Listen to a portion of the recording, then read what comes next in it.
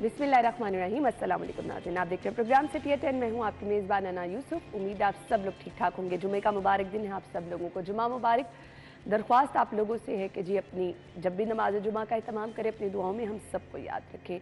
आज के प्रोग्राम का बाकायदा आगाज़ कर लेते हैं जी। पहला सेगमेंट है एक दिन एक नेकी।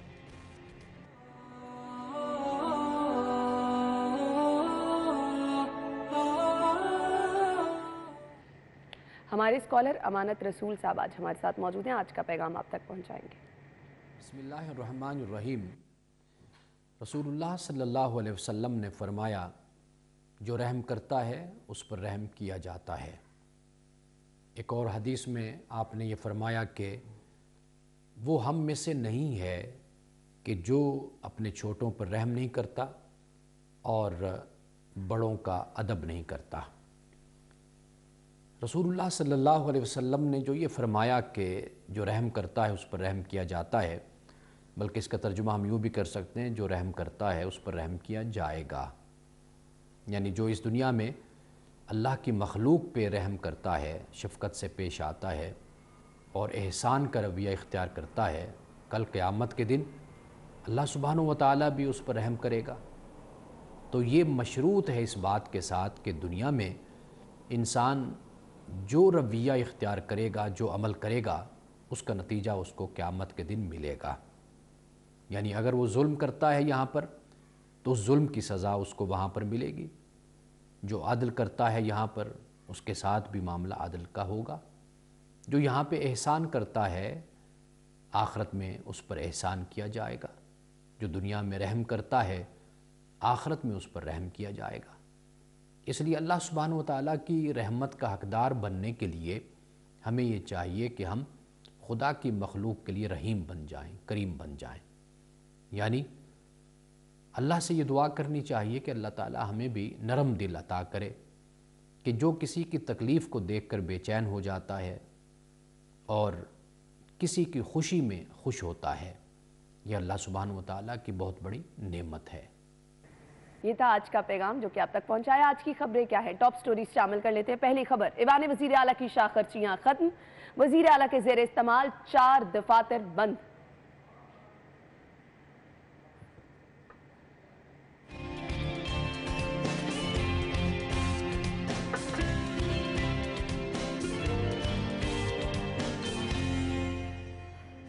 और इसके बाद साबिक वज़ीर आला उस्मान बुज़दार, परवेज़ इलाही से इजाफी सिक्योरिटी वापस, साबिक वज़रा का प्रोटोकॉल भी खत्म। पंजाब की निगरान काबीना ने हल्फ उठा लिया, 11 रुकनी काबीना का ऐलान।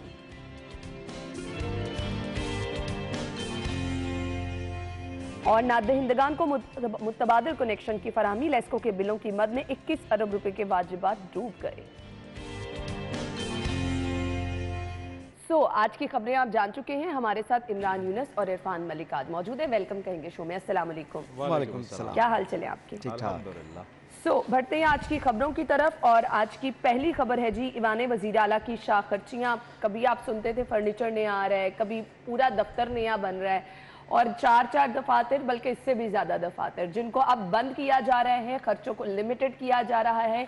और वो जो नारे आपको नज़र आते हैं जब सियासत चमकाने के लिए लगाए जाते हैं कि जी हम तो ये कर देंगे, ज़ीरो प्रोटोकॉल लेंगे, अब आपको उसकी असल हकीकत नज़र आना शुरू हो रही है इंशाल्लाह। और आहिस्ता आहिस्ता आप देखेंगे बहुत सारी चीज़ें तब्दील होंगी।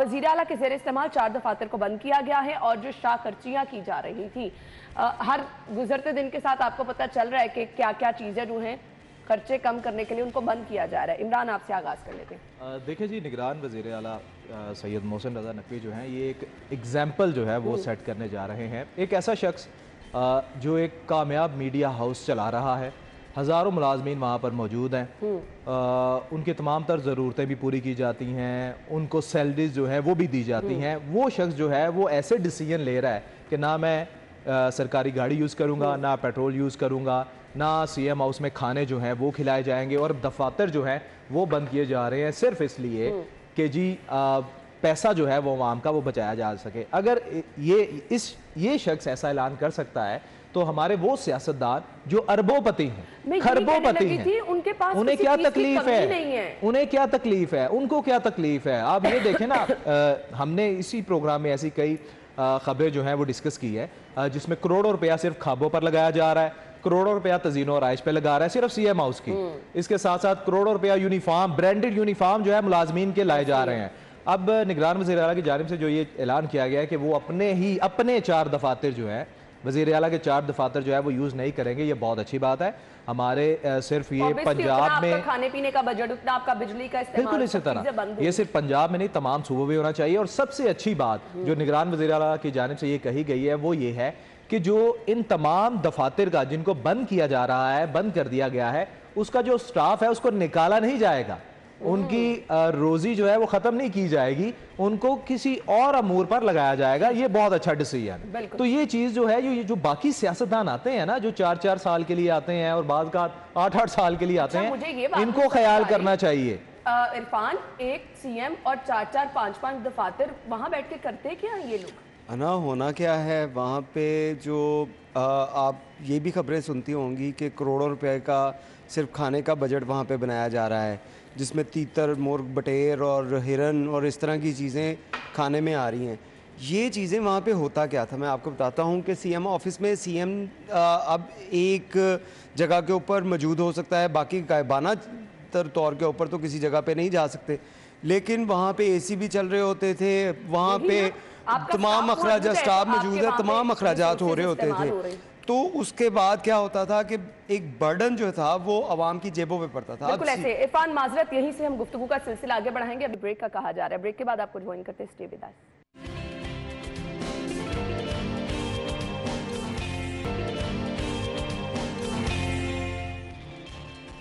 ब्रेक के बाद आपको एक बार फिर से खुशामदीद कहेंगे। कल रात 11 रुकनी काबीना का ऐलान किया गया और उन्होंने हल्फ भी उठाया और अब सबको उनके महकमे अलॉट कर दिए गए हैं।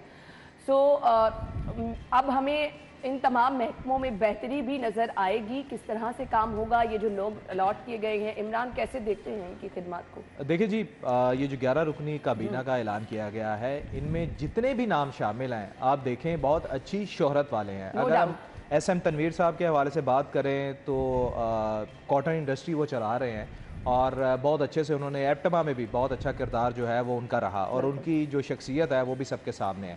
इसी तरह डॉक्टर जावेद अकरम के हवाले से बात करें तो हेल्थ में उनकी ग्रा कदर खिदमात है, कई अवार्ड जो हैं वो ले चुके हैं। और फिर अगर आमिर मीर के हवाले से बात करें तो आमिर मीर जो है वो एक जय्यद सहाफ़ी जो है वो माने जाते हैं। इस तरह अगर हम इब्राहिम हसन मुराद के हवाले से बात करें, जो कि एक लाहौर की बड़ी यूनिवर्सिटी जो है वो चला रहे हैं और सिर्फ यूनिवर्सिटी ही नहीं, कई स्कूल्स भी चला रहे हैं। और ख़ास बात ये है जो मैं यहाँ पर लाजमी डिस्कस करना चाहूँगा कि इब्राहिम हसन मुराद के हवाले से अगर बात की जाए, ये सिर्फ मुकामी लोगों को तालीमी सहूलियात फराहम नहीं कर रहे, बल्कि वो रिमोट एरिया जो दूर दराज के इलाके हैं जिनमें गिलगित है, हालांकि अफगानिस्तान में भी ये जो है वो स्कॉलरशिप दे रहे हैं, तो हमें पता नहीं। जी बिल्कुल, उन बच्चों को तालीम की सहूलियात फराहम कर रहे हैं। और रिसेंटली ये मदरसे जो है, इन्होंने ये मदरसे बनाने जो हैं वो भी शुरू किए हैं मुख्तलिफ दूर दराज के इलाकों में, दूसरे सूबों में। मैं यही बात कर रहा हूँ कि लाहौर और पंजाब के अलावा दूसरे सूबों में और दूसरे ममालिक में भी ये ऐसी तालीमी सहूलियात दे रहे हैं। सो यहाँ पर हम क्रेडिट देना चाहेंगे निगरान वज़ीर आला को कि उन्होंने अपनी काबीना में ऐसे बंदे रखे हैं जो यकीन जाने पहले ही अपनी फील्ड में ऐसे ना सिर्फ मुखय्यर कहलाए जाते हैं बल्कि बेहतरीन काम ऑलरेडी वो कर रहे हैं। और अब जब ये हुकूमत में आ गए हैं, अब ये बनाएंगे, यकीन जाने ये महकमे जो हैं वो मज़ीद तरक्की करेंगे। बिल्कुल, और उम्मीद भी ये की जा रही है। जी इरफान। अन्ना, मैं समझता हूँ कि जिस तरह इस वक्त वज़ीर आला पंजाब की वर्किंग है और इनको अगर इन्वायरमेंट अच्छा दिया गया, ये ना हो कि हुकूमत को आप कभी अदालतों में फंसा रहे हों, कभी आप उनको एहतजाजों में फंसा रहे हों। मुल्क में अगर ये 3 माह के लिए इंटरम सेटअप, जिसको बताया जाता है कि इंटरम सेटअप है, उसको रन करने के लिए ये काबीना बनाई गई और वज़ीर आला बनाए गए, अगर इनको काम करने दिया जाए तो ये मैं समझता हूँ ये 3 माह में उतना काम कर जाएंगे कि लोग जो हैं वो सालों में नहीं कर पाए, लोग इनको याद करेंगे। तो लिहाजा मैं ये भी अपोजिशन से भी ये कहना चाहूँगा कि खुदारा आप लोग जो है वो 3 माह तो कम से कम वेट कर लें। कभी मैं रात को गुजर रहा था ज़मान पार्क के सामने से, आप बिलीव करें वहाँ पे एम्बुलेंसेस भी फंसी हुई थी, वहाँ पे लोग जो बच्चों के साथ, फैमिलीज के साथ वहाँ पे फंसे हुए थे, और अब भी आप जाके कल देखेंगे तो हमारे यही colleague भी सूरत जो आए हैं उस तरफ से बता रहे थे कि जी इतना रश बुरा है कि हाल, यहाँ तक बुरा हाल। अब अजीब किस्म का जो पंजाब के अंदर माहौल बनाया जा रहा है कि हम जी एहतजाज करेंगे, हम रोड ब्लॉक कर देंगे, हम ये कर देंगे, हम वो कर देंगे। खुदारा 3 माह इंतज़ार करें, उसके बाद इलेक्शन है तो आप इलेक्शन में आकर जो कॉन्टेस्ट करें, आप ये उम्मीद करें कि फेयर इलेक्शन हो और उसके बाद जो है वो आप आवाम के अंदर आके अपना जो कारकर्दगी है उसको दिखाएं, ना कि आप जो इस तरह का माहौल क्रिएट करें कि पिछले आप 4-5 साल से देख लें कि जो मुल्क के हालात हैं, डॉलर का रेट आज भी आप देखें कहाँ से कहाँ जा रहा है और महंगाई किस कदर हो रही है, और इन लोगों को किसी को नहीं है पाकिस्तान की फ़िक्र। पाकिस्तान की अगर फिक्र करेंगे तो मैं समझता हूँ बिल्कुल हालात आपने बेहतर बजा होंगे। फरमाया। इमरान, ये तो एक चैलेंज बनता जा रहा है, जिस तरह हमारी मुल्क की मैशियत की अभी जो सूरत हाल है, डॉलर की कीमत में इस तरह से इजाफा होता जाएगा तो किस तरह महंगाई कंट्रोल होगी? ना मैं यहाँ पर ना सिंपल सी बात ये करूँगा, देखें स्टेबिलिटी हमारे मुल्क में नहीं है। हुकूमतें जो हैं, जब आप कोई भी हुकूमत आए उसको जब काम करने नहीं दिया जाएगा, देखिए आपकी जो मईशत है ना वो डिपेंड करती है दीगर ममालिक पे, ठीक है। मुल्क में मईशत जो है ना मेरे ख्याल से किसी हद तक जो है ना उस पर डिपेंड नहीं करती। ज़्यादातर जो चीज़ें हैं ना वो इंटरनेशनली देखी जाती हैं। जब बैरूनी दुनिया को पता है, बैरूनी ममालिक को पता है कि जी इस मुल्क में तो अनसर्टेनिटी है, अजीबो गरीब माहौल है, यहाँ पर हम इन्वेस्टमेंट क्यों करें? पता क्या हो जाने। देखें ना, आप ये देखें कि पीटीआई का ही दौर ले लें साहब का, चूंकि रिसेंटली तो वही गवर्नमेंट रही है ना, अगर उसके हवाले से बात करें, आप मुझे ये बताएं कितनी इन्वेस्टमेंट जो है वो इस मुल्क में आई? नहीं आई। बल्कि जितने इन्वेस्टर यहाँ पर मौजूद थे वो तमाम अपना बोरिया बिस्तर गोल करके वापस चले गए हैं। उसके बाद आपने साबका हुकूमत ने, मैं ये सिर्फ ये तहरीक इंसाफ को तनकीद का निशाना नहीं बना रहा, मैं उनकी पॉलिसियों पे डिस्कशन करना चाह रहा हूँ। उन्होंने आम आदमी की ज़िंदगी बेहतर करने की बात की, वो नहीं हुई। गरीब आदमी को घर फराहम करने की बात की, घर नहीं मिले सस्ते घर। उसके बाद नौकरियाँ, बेरोज़गारी ख़त्म करने की बात की, वो नौकरियाँ आपकी कहाँ गई? फिर आपने कहा जी कि बाहर से लोग यहाँ पर नौकरियां लेने आएंगे। भाई अपने यहाँ पर लोगों को तो आप नौकरियां दे नहीं रहे, ठीक है। टैक्सेस जो है उसकी शरह में आपने इजाफा कर दिया, और जो आपने कर्जे वापस करने हैं वो भी आप बढ़ाते चले गए, बढ़ते ही चले जा रहे हैं। तो फिर भाई यही होगा ना, हमारी आने वाली कितनी नस्लें वो कर्जे उतारती रहेंगी। खैर, सुजुकी कंपनी की बाइक्स की कीमतों में भी इजाफा हुआ है, और आम आदमी की सवारी गाड़ी तो अब कोई सोच नहीं सकता ना लेने की, और बाइक एक सस्ती सवारी जिसे कंसिडर किया जाता है। लिटरली ना एक ऐसा दौर था, सॉरी मैं अब मजाक में बात करने लगा हूँ, एक ऐसा दौर था कि जिसके पास साइकिल थी ना उसने बेच के ना लीज पे बाइक ले ली, जिसके पास बाइक थी उसने बाइक बेच के लीज पे गाड़ी ले ली। और अब आप यकीन जाने हमने उल्टा देखा है, साबका हुकूमत में हमने ये देखा है, जिसके पास गाड़ी थी, 2 गाड़ियां थी, उस बेचारे ने 1 गाड़ी बेच दी, और जिसके पास 1 गाड़ी थी उसने गाड़ी देके बाइक पे आ गया। आप पेट्रोल नहीं अफोर्ड कर सकते, लेकिन बाइक एक सस्ती सवारी कंसिडर किया जाता था। इरफान, हर घर की जरूरत है ना, बिल्कुल है। और ये जो हालात ख़राब होने की और अदम इस्तेहकाम जो है वो मुल्क में, इसकी आपको वाज़ह मिसाल नज़र आएगी जब इन्वेस्टर यहाँ पे आ रहे थे, जब अच्छी भली गवर्नमेंट चल रही थी। अब कल मैं जब ये डॉलर रेट बढ़े तो उसके बाद मैंने तहरीक इंसाफ के कुछ जो अहम रहनुमा थे उनकी ट्वीट्स देखी, जिसके उन्होंने बताया कि 2018 में जब हमने हुकूमत संभाली थी तो 128 रुपये का डॉलर था, हमारे दौर में 172 का हुआ, और अब देखें कहाँ तक पहुँच गया।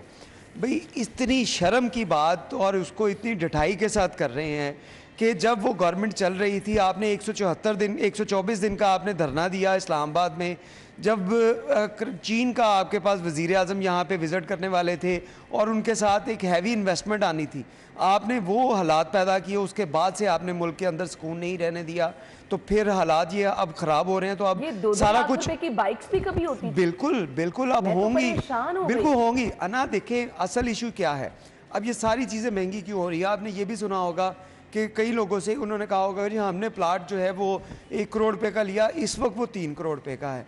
वो प्लॉट महंगे नहीं हुए, प्रॉपर्टीज़ महंगी नहीं हुई, ये चीज़ें महंगी नहीं हुई, पैसे की कदर कम होगी। आप डॉलर रेट जहाँ पे चला गया है, जो चीज़ आपने जब 120 रुपए का डॉलर था सतह पे चला गया है, जब कल 24 रुपए बढ़े हैं, आज 5-6 रुपए दोबारा बढ़ गए हैं। और ये सिर्फ जो है वो मार्केट रेट, इंटरबैंक रेट आप बताते हैं, मार्केट रेट बताएं तो मार्केट रेट तो 300 से अबव चला गया है। अंदाजा और करें। तो यहाँ पे ये सूरत हाल होगी, तो ये जो लोग कहते हैं कि हमारी प्रॉपर्टीज़ जो हैं वो चली गई ऊपर, ये प्रॉपर्टीज़ नहीं गई, ये डॉलर रेट ज़्यादा हुआ, पैसे की कदर कम हुई, इस वजह से चीज़ें आपको महंगी लग रही हैं। अब ये बाइक्स की जो आपने बात कर रहे हैं कि 2-2 लाख रुपए तक बाइक चली गई, मोटर बाइक जो है वो 2 लाख रुपए की, साइकिल जो है वो 25-30 हज़ार रुपये की, आम वो साइकिल जो 6-7 हज़ार रुपये की मिलती थी वो चली गई। अगर आप उसमें माउंटेन बाइक या जो रेसिंग बाइक है वो लें तो वो तो आपको 3-3 लाख रुपए की जाने दे मिलेंगी। अब ये शशके कौन मैं afford कर वैसे सकता है, बता रहा कोई हूँ भी नहीं कि कर ये तो सकता। ये सारी चीजें चल रही मामूली हैं। चीजें हैं ना, ये तो आम आदमी की जरूरत की चीजें हैं जो हम डिस्कस कर रहे हैं। असल चीज ये है, ये डॉलर रेट बढ़ा है ना, अब आप किसी का ध्यान इस तरफ नहीं जा रहा कि जो हमारे रिजर्व एसेट्स हैं वो कहाँ पे गिर गए हैं, ठीक है, जो हमने बैरूनी कर्जे देने हैं उनकी शरह कहाँ चले गई कहाँ पे पहुंच है। गई है। 1 रुपया डॉलर 1 रुपया अगर महंगा होता है ना तो आप यकीन जाने डबल पे आ गए हमारे कर्जे। अब कल 24 रुपए बढ़े हैं, अब आप देखें वो कहाँ पर चले गए, आज फिर 5 रुपए बढ़ गए वो अच्छा पॉलिसीज जो है ना, पॉलिसीज यहाँ पर ऐसी नहीं बढ़ा। मैंने पहले भी एक बार ये बात कही थी कि हमारे जो हुक्मरान आते हैं ना वो ये नहीं सोचते कि हमने मुल्क की मईशत को कैसे बेहतर करना है, वो ये सोचते हैं कि हमने किस अंदाज से कर्जे लेने हैं, हमने किस जगह से, किस मुल्क से, किस अथॉरिटी से कैसे कर्जा कैसे लेना है। कर्जे लेने हैं, और पिछले ये कर्जे planning डबल होती होते है। चले जाते हैं, आप आगे से लेते चले जाते हैं, तो फिर क्या होता है, मुकामी जो अवाम पे इंडस्ट्री है, बोझ। मुकामी जो इंडस्ट्री आप उसको सपोर्ट करते नहीं है, ठीक है, उसको बेहतर करते नहीं है, उनको आप सहूलियात फराम नहीं करते। बिजली गैस आपको चाहिए कि थोड़ा सा उनका टैक्स कम, जो मैं लोकल इंडस्ट्री की बात कर रहा हूँ, पूरी दुनिया में ये होता है कि अगर लोकल इंडस्ट्री को उन्होंने मजबूत बनाना है ना, वो क्या करते हैं, उसको या तो टैक्स फ्री कर देते हैं या उसको कम कम यहाँ रेट पे सबसे ज्यादा बिजली टैक्स देते उसी पे डाला हैं। जाता यहाँ है। पर कहते हैं अच्छा तुम्हारा काम अच्छा चल रहा है, इसके पास तो बहुत पैसा होगा, चलो। पता नहीं कहां से आ रहा है। ओ भाई वो बेचारा लेबर को जो है तो तनख्वाहें दे रहा है, आपके टैक्सेस पे कर रहा है, उसके बावजूद अल्लाह का शुक्र अदा करे कि वो उसने इस मुल्क में इंडस्ट्री लगाई हुई है। अब यही तो वजह है कि तमाम तरह इन्वेस्टर जो है वो यहाँ से बाहर क्यों जाते हैं, भाई यहाँ पर टैक्स ही बहुत ज्यादा है, यहाँ पर सहूलियात नहीं है, तो फिर वो क्यों करेगा, वो पागल है। वो तो वहां जाएंगे ना जहाँ पर उन्हें बिजली सस्ती मिलेगी, गैस सस्ती मिलेगी या टैक्स फ्री जहाँ होंगे, उन्हें वो तो वहां मौके ज्यादा जाएंगे। मिलेंगे। बिल्कुल ऐसे ही है। हमने ब्रेक की तरफ जाना है, ब्रेक के बाद जब वापस आएंगे डिस्कस करेंगे, हमारे साथ ही रहिए।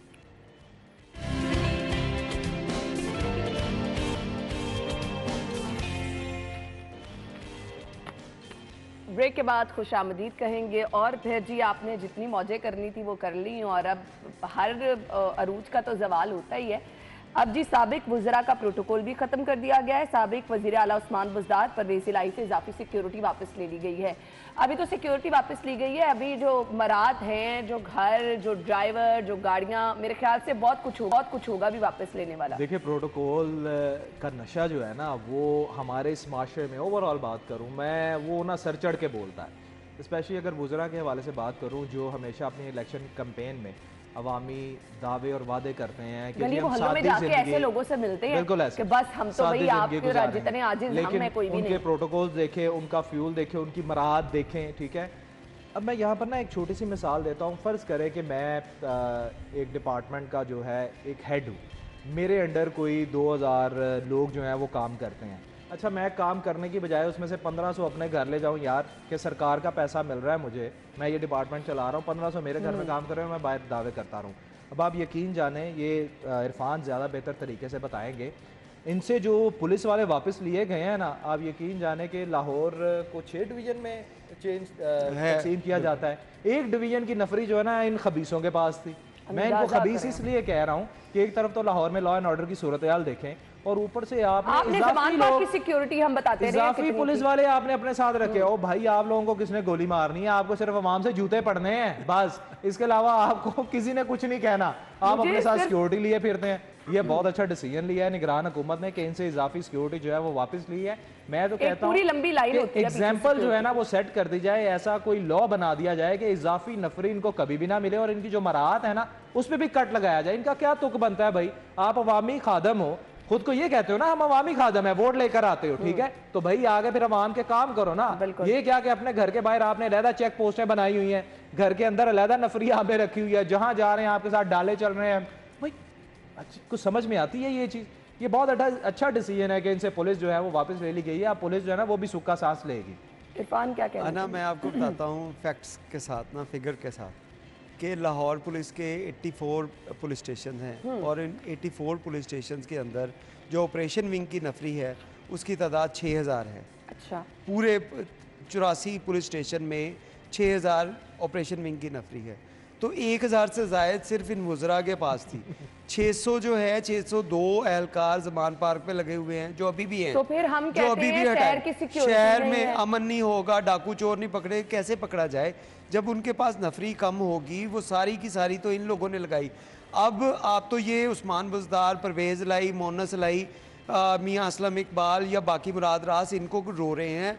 मैं आपको बताता हूँ कि वो एक वीडियो कॉल, ऑडियो कॉल आपने सुनी होगी जिसमें बुशरा बीबी जो है मुबैना तौर पे अरसलान बेटे से कह रही है कि इसको गद्दारी के साथ अटैच कर दो। उस शख्स डॉक्टर अरसलान को 3 गाड़ियाँ जो दी गई थी सिक्योरिटी के लिए, 2 उसके साथ पंजाब की थी। उसके पास क्या होता था? यही मैं आपको बताने लगा हूँ। 2 गाड़ियाँ उसके पास लाहौर पुलिस की थी, 1 गाड़ी उसको केपी पुलिस की तरफ से दी गई थी। 20 जवान उसके साथ प्रोटोकॉल की ड्यूटी अदा करते थे कि वो डॉक्टर अरसलान खालिद साहब आईटी में उनको वजीर बनाया, वो मुशीर बनाया गया था, तो वो जहाँ पे जाते थे वो गाड़ियाँ उनके साथ ट्रैवल करती थी। ये प्रोटोकॉल उनको दिया गया था। तो इसके साथ जो है वो उस्मान बुज़दार साहब जो थे उनके पास बेशुमार सिक्योरिटी जो थी वो अपने साथ वज़ीर आला ओहदे से हटने के बाद भी। अब अगर ग्रीन बुक देखी जाए, पुलिस के पास 2 बुक्स होती हैं, एक ब्लू बुक, एक ग्रीन बुक। ब्लू बुक में आपके प्राइम मिनिस्टर, प्रेसिडेंट और उसके साथ साथ जो सुप्रीम कोर्ट के जजेस हैं उनकी सिक्योरिटी उस पर मेंशन की जाती है, जबकि ग्रीन बुक में आपके वज़रा और उसके साथ साथ वज़ीर आला पंजाब की सिक्योरिटी उस ग्रीन बुक के मुताबिक की जाती है।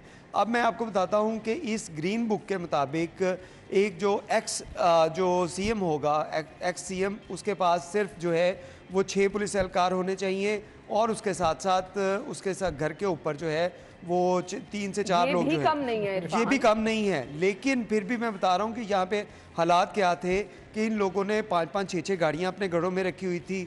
100 बंदा तो आपको ये चौधरी परवेज़ लाई साहब की रिहाइशगाह के ऊपर लगा हुआ नजर आता था। 100 बंदा जो इनके घर को सिक्योर करने के लिए लगाया गया था। फिर इनके जो दफातर हैं जैसे मुस्लिम लीग हाउस, फिर हम आसानी से समझ सकते हैं कि अवाम के जानो माल का अवाम के जानो माल का तहफ़्फ़ुज़ किस तरह होगा। और अब अगर एक कांस्टेबल की सैलरी जो है वो हम 50,000 रुपया भी उसकी कंसीडर करें, 50,000 की सैलरी, और अगर 100 बंदा उनके घर पे लगाओ तो इसका मतलब है 5 करोड़ रुपए की सैलरी जो है सिर्फ सिक्योरिटी वज़ीर आला हाउस को दी जा रही थी, जो उनके घर के ऊपर 5 करोड़ रुपया लग रहा था सरकार का उनको महफूज बनाने के लिए। तो ये खर्चे जो है ये शहाना खर्चे किसी मुल्क में होते हैं। 100 पुलिस वाला, हमने इतने कर्जे उतारने 100 हैं। पुलिस वाला हो तो 5 करोड़। अब मैं एक छोटी सी बात आपको यहाँ पर ऐड कर देता हूँ इरफान की बात में। मेरे ख्याल के मुताबिक लाहौर को अगर आबादी के हवाले से तकसीम किया जाए तो जहाँ पर 100 पुलिस एहलकारों की ज़रूरत है ना, वहाँ पर पंजाब पुलिस के पास, लाहौर की पुलिस के पास 64 मेरे ख्याल से पुलिस एहलकार 64 है। इसके बावजूद अब आप ये देखें कि इरफान बात कर रहे हैं कि 100 पुलिस वाला हो तो 5 करोड़।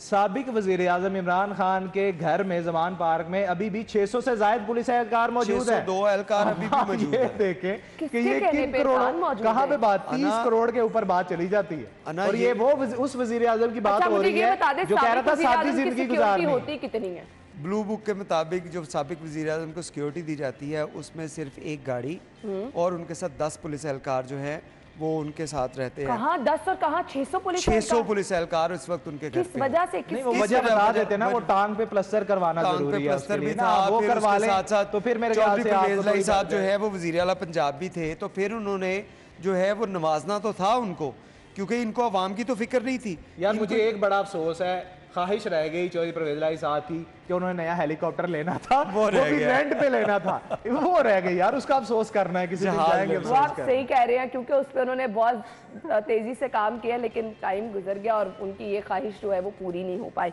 हमने ब्रेक की तरफ जाना है, ब्रेक के बाद आपको ज्वाइन करेंगे, हमारे साथ ही रहिए।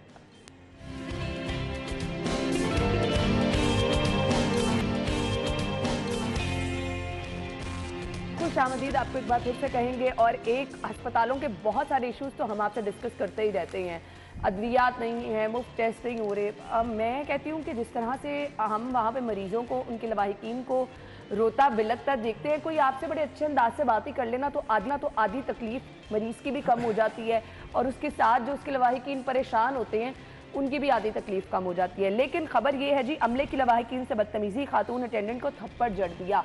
इरफान, इतना कोई नारवा सलूक होता है, धक्के दिए जा रहे होते हैं, बीबी पीछे चले जाओ, मैं खुद इन चीज़ों की गवाह हूँ। और बिल्कुल ये बात आपकी ठीक है कि वहाँ पे जो अटेंडेंट आ रहे होते हैं, मरीज़ों को तो कुछ नहीं समझा जाता, अटेंडेंट को तो ऐसे समझा जाता है ये जैसे कोई अछूत लोग हैं और इनको इस तरह ट्रीट किया जाता है, निकल जाओ बाहर। और जो नीचे छोटा अमला है वो तो इस हद तक बदतमीज़ी करता है, डॉक्टर शायद कम करे, लेकिन वो लोग जो हैं वो तो इंतहा की बदतमीजी की नहीं, जड़ हम देते हैं। अंडरस्टैंड करते हैं कि रश ज्यादा है, संभालना वाकई मुश्किल हो जाता है, इन अस्पतालों में रश भी बहुत है, लेकिन इसका मतलब ये तो नहीं कि आप ये कि रवैया आप रखें। लोगों के साथ, खवातीन के साथ खसूसी तौर पे बदतमीजी करना शुरू कर दें।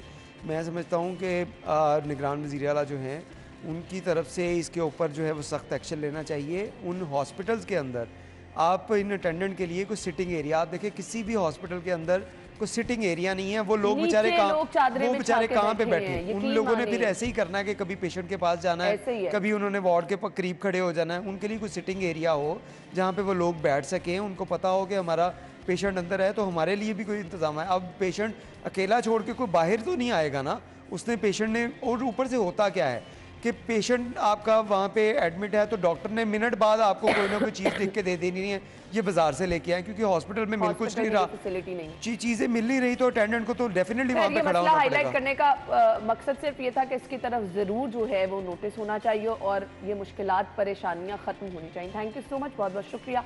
नाज़रीन, हेडलाइंस के बाद आपको ज्वाइन करते हैं।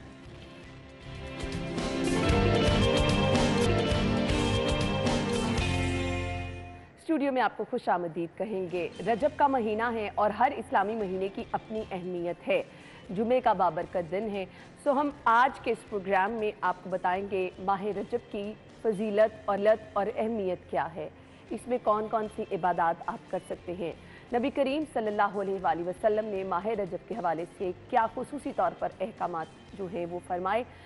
तो हम चाहेंगे आज के प्रोग्राम में हम आपके साथ ये तमाम चीज़ें जो हैं वो शेयर करें ताकि आप भी उन पर अमल करें और अपनी ज़िंदगी को नबी करीम सल्लल्लाहु अलैहि वसल्लम के मुताबिक ढालने की कोशिश करें। हमारे साथ जो हमारे मेहमान मौजूद हैं, तारुफ कराना चाहूँगी, डॉक्टर रागिब नईमी साहब ने हमें ज्वाइन किया है, मजहबी स्कॉलर हैं। उनसे हम जानेंगे कि माह रजब की अहमियत क्या है, इसकी फजीलत क्या है, इसमें कौन कौन सी इबादत की जा सकती हैं, कौन कौन सी ऐसी नफली इबादत हैं जिनकी अहमियत बहुत ज़्यादा है। तो हम बढ़ेंगे अपने मेहमान की तरफ। अस्सलाम वालेकुम डॉक्टर साहब। वालेकुम अस्सलाम व रहमतुल्लाहि व बरकातुहू। क्या हाल चले डॉक्टर साहब आपके? जी अल्हम्दुलिल्लाह। बहुत बहुत शुक्रिया आपके कीमती वक्त के लिए। सबसे पहले तो बताइएगा माह रजब की अहमियत और फजीलत क्या है? देखिए, ये जो माहो अयाम हैं ये अल्लाह ताला के पैदा करते हैं, और जब हम इस्लामी महीनों की बात करते हैं तो कुरान करीम ने बड़ी वजाहत के साथ इस्लामी महीनों की तादाद 12 का जिक्र किया। इन्ना इद्दत शुहूरी इंदल्लाहि इस्ना अशरा शहरा के जो तादाद है महीनों की अल्लाह ताला के यहाँ वो 12 है।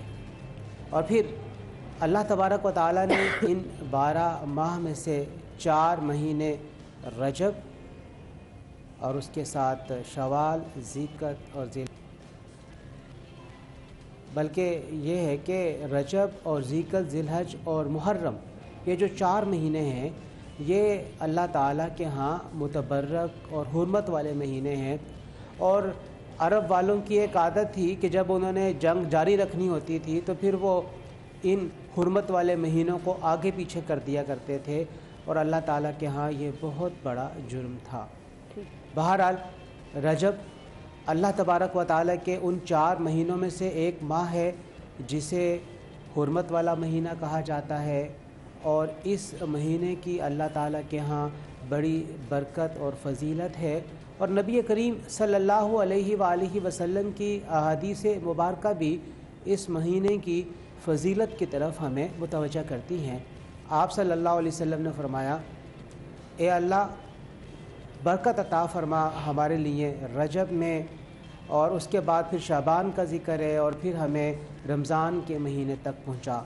यानी ये जो रजब का महीना है ये हकीकत में हमें इस तरफ तवज्जो दिला रहा है कि अल्लाह तबारक व तआला का बाबरकत महीना रमज़ान, जो कि रोज़ों का महीना है, जो कि अल्लाह ताला की बख्शिश हासिल करने का महीना है, अल्लाह ताला की रहमतें और बरकतें अपने दामन में समेटने का महीना है।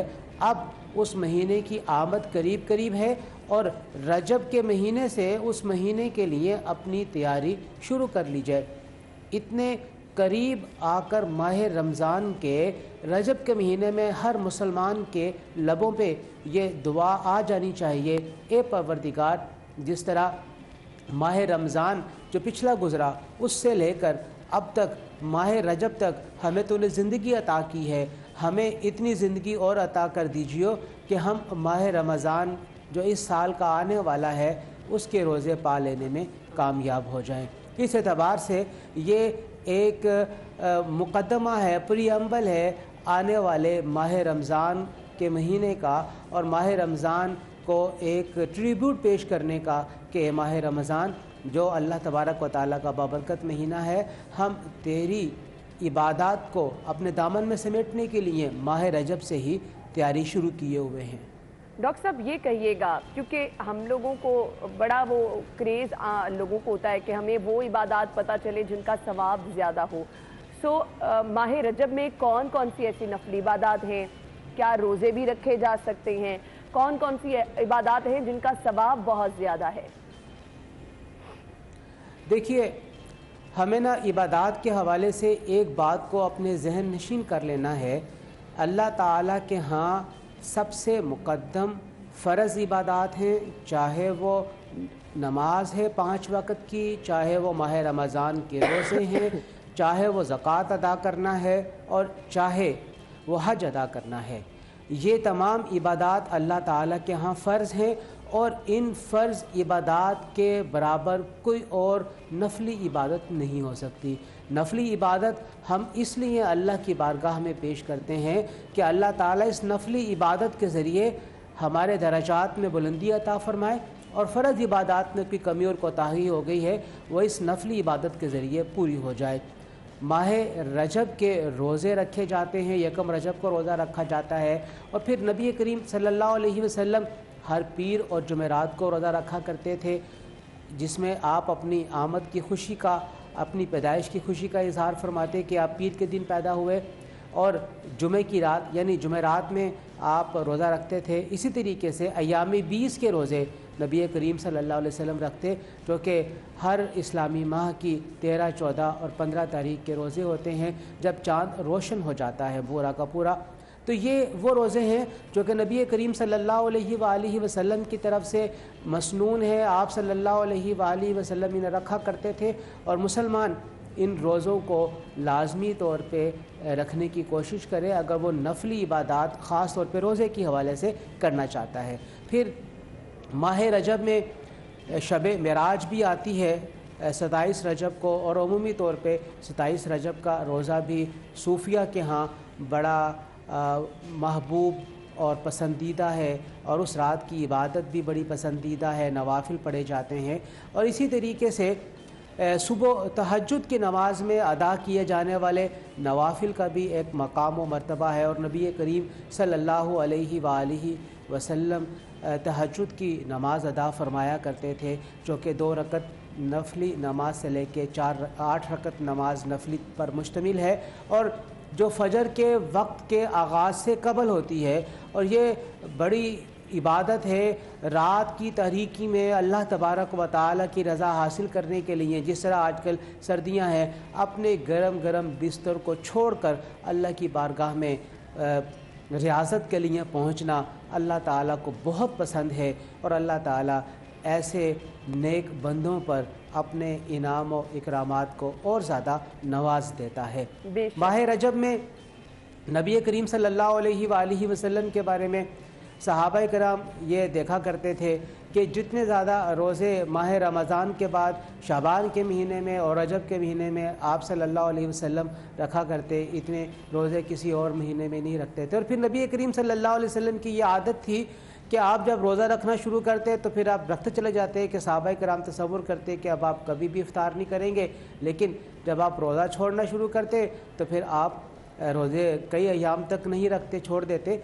और नबी करीम सल्लल्लाहु अलैहि वसल्लम की तरफ से ऐसी इबादत पर तहसीन फरमाई गई है, उसे पसंदीदा गर्दाना गया है। जो इबादत अगरचे मिकदार में थोड़ी हो लेकिन तसलसल के साथ अल्लाह की बारगाह में पेश की जाए, ऐसी इबादत भी कबूल हो जाती है। जो जैसे एक ही रात में हम 100 नफल पढ़ लेते हैं, ऐसी इबादत भी कबूल हो जाती है। लेकिन वो इबादत जो हर रात में हम 10-10 नफल करके अल्लाह की बारगाह में पेश करें, अल्लाह ताला के यहाँ ज़्यादा पसंदीदा होती है। और माह रजब चूँकि हुर्मत वाले महीनों में शुमार किया जाता है, हम अपनी रूटीन बनाएं कि हम रातों की तन्हाइयों में, अकेले में अल्लाह ताला के हुजूर अपनी नमाज की इबादत को पेश करें और नफल इबादत को पेश करें। और वैसे भी सर्दियों के अयाम चल रहे हैं और इन अयाम में हम ज़्यादा अल्लाह ताला की इबादत कर सकते हैं। और दिन भी छोटे हैं तो हम अल्लाह तबारक व तआला की रज़ा हासिल करने के लिए ज़्यादा रोज़े रख सकते हैं। तो ये सर्दियों का महीना हमेशा से अहले तसव्वुफ़ के यहाँ बड़ा पसंदीदा रहा है, सर्दियों के अयाम। और उसकी वजह यह है कि दिन छोटे होते हैं और आप एक ही वज़ू से कई नमाज़ें आप अदा कर सकते हैं और रातें लंबी होती हैं, आप देर तक अल्लाह तबारक व तआला के नवाफिल अदा कर सकते हैं। दिन छोटे होते हैं, आप कसरत के साथ रोज़े माह रमज़ान के अलावा भी रख सकते हैं। डॉक्टर साहब ये भी बताइएगा कि कोई सदका खैरात इस महीने में करने के हवाले से भी क्या कोई खुसूसी अहकामात हैं या नहीं?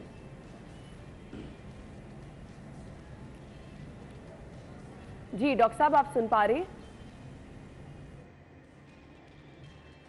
डॉक्टर रागिब नईमी साहब से हम रब्ता करने की कोशिश करेंगे। माह रजब की अहमियत क्या है, इसकी फजीलत क्या है, कौन कौन से अहम वाक़यात इस महीने में हुए, डॉक्टर साहब ने हमारे साथ जिक्र किया। हम फिलहाल बढ़ेंगे एक ब्रेक की तरफ, ज्वाइन करते हैं ब्रेक के बाद।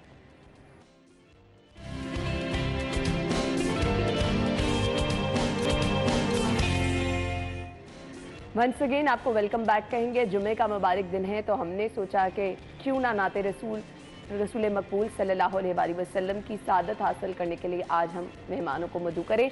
सो हमारे साथ बहुत बड़ा नामवर जो है नातख़्वाह मौजूद है, मुदस्सिर हमदानी साहब। इससे पहले कि वो नाते रसूल मकबूल की सादत हासिल करें, कुछ उनसे जानना चाहेंगे कि उन्हें ये फील्ड ज्वाइन किए कितनी देर हो गई है और कैसा वो महसूस करते हैं। अस्सलाम वालेकुम जी। वालेकुम अस्सलाम। क्या हाल चाल है आप? अल्हम्दुलिल्लाह जी। बहुत बहुत शुक्रिया। खूबसूरत आवाज़ तो आपकी है ही और माशाल्लाह सभी लोग मोतरफ भी हैं। मुझे ये बताइएगा कब से आप इस फील्ड को ज्वाइन कर चुके हैं और स्टार्ट कैसे किया, सीखा क्या किसी से? प्रॉपर स्टार्ट तो जी मेरा जो सफ़र है ये तकरीबन 25 साल हो गए हैं इसको। अच्छा। लेकिन शौक़ ये बचपन से ही होता है और ये अल्लाह की करम नवाजी और नबी पाक की उनके तसर्रुफ़ और उनके तवज्जो से ही बंदा सनाख़ान मुस्तफ़ा बनता है। बिलाशुबा। कि मेरा बैकग्राउंड फैमिली भी हजूर के सनाख़ानी के हवाले से था, तो घर से ही ऐसा वहाँ माहौल मिला जिससे तकवीयत मिली और फिर अल्लाह ने मुस्तकिल मिजाजियत आ की। बिल्कुल। तो आज इस मकाम पर हैं अल्हम्दुलिल्लाह। बिलाशुबा आपने सही कहा। सो मुझे ये बताइएगा, माशाल्लाह जब हम नात सुन रहे होते हैं तो वो एक अलहदा से ही सहर सा तारी होता है। आप तो खुद तारीफ़ बयान नबी पाक की कर रहे होते हैं, तो बिल्कुल ही एक दूसरा ही माहौल क्रिएट हो जाता होगा। जी बिल्कुल ऐसी बात है। हमारे बड़ों ने भी सिखाया और मैंने ख़ुद भी इसका एक मुशाहिदा किया कि जब नबी करीम सल्लल्लाहु अलैहि वसल्लम की बारगाह में जब हम नात शरीफ पेश करते हैं तो उनकी ज़ात अक़दस को अगर सामने रख के नात पढ़ा जाए तो कैफियत खुद पे भी तारी होती हैं, सुनने वाले पे भी तारी होती है, सुनने वाले पे भी, और आपकी आवाज़ में खुद ब खुद वो खूबसूरती आ जाती है। सो बहुत ही खूबसूरत, बहुत ही खूबसूरत। और मैं कहती हूँ कि आपका ये जुमे का मुबारक दिन जो है मज़ीद जो है वो मुबारक हो जाता है जब नाते रसूल सल्लल्लाहु अलैहि वसल्लम जो है वो आपके सामने पेश की जाती है। और हमारी कोशिश भी यही है कि आज के इस दिन की अहमियत और फजीलत को समझते हुए आप लोगों से रिक्वेस्ट भी यही है, जैसा कि मैंने प्रोग्राम के स्टार्ट में भी कहा, कि अपनी नमाज का एहतमाम करते हुए ज़रूर अपने मुल्क की सलामती के लिए, हम सब के लिए जहाँ खुसूसी दुआ करें, वहीं आज के दिन दरूद पाक की कसरत भी आपके इस दिन को बहुत स्पेशल बनाती है। और जैसा कि आपने ये सुना होगा बारहा कि नबी करीम सल्लल्लाहु अलैहि वसल्लम की शान करीम में जब भी आप दरूद सलाम पेश करते हैं, जहाँ कहीं पे भी आप मौजूद हों, ये वो जो है पढ़ाई है कि नबी करीम सल्लल्लाहु अलैहि वसल्लम तक बराह रास्त पहुँचती भी है। तो आज के इस मुबारक दिन ज़रूर आप सब कोशिश कीजिएगा कि दरूद पाक पढ़ सकें। हम बढ़ते हैं हमदानी साहब की तरफ, नात रसूल सल्लल्लाहु अलैहि वसल्लम पेश करेंगे। जी हमदानी साहब।